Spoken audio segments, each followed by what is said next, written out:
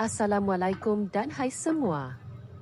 Hari ni kita nak masak menu sihat dan sangat mudah, ikan bawal kukus. Jom kita mula.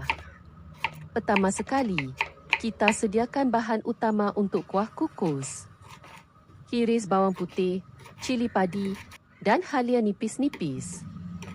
Bahan ni semua bukan saja bagi rasa, tapi juga naikkan aroma yang sangat menyelerakan.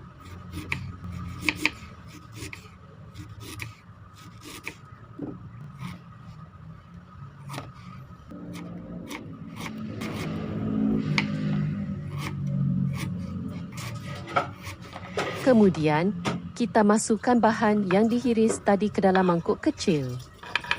Sekarang kita tambah madu dalam kuantiti sederhana.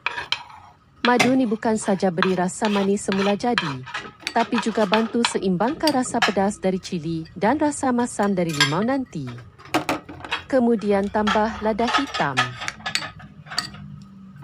Lepas tu, perajus limau nipis ke dalam campuran tu. Fungsi limau sangat penting, dia hilangkan bau hanyir ikan dan bagi rasa yang lebih segar.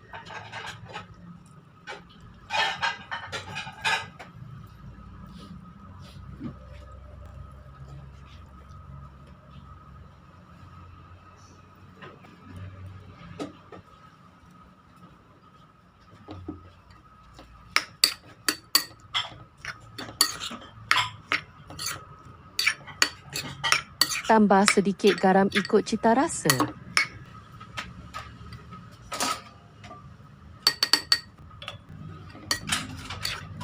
Sekarang kita sediakan ikan bawal. Bersihkan dulu dan buat hirisan kecil pada badannya supaya semua kuah meresap masuk.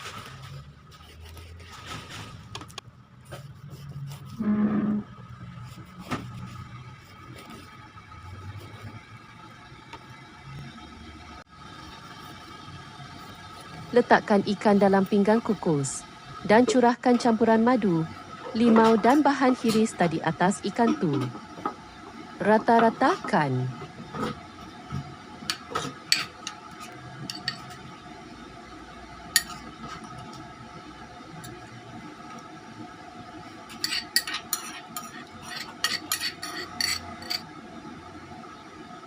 Kukus selama lebih kurang 15 hingga 20 minit atas api sederhana.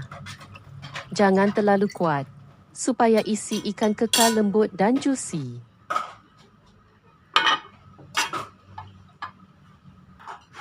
Akhir sekali, kita hiaskan dengan daun bawang segar untuk naikkan rupa dan rasa.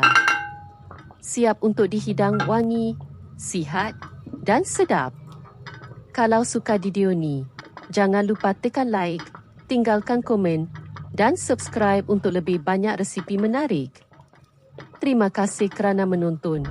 Jumpa lagi di video seterusnya. Selamat mencuba.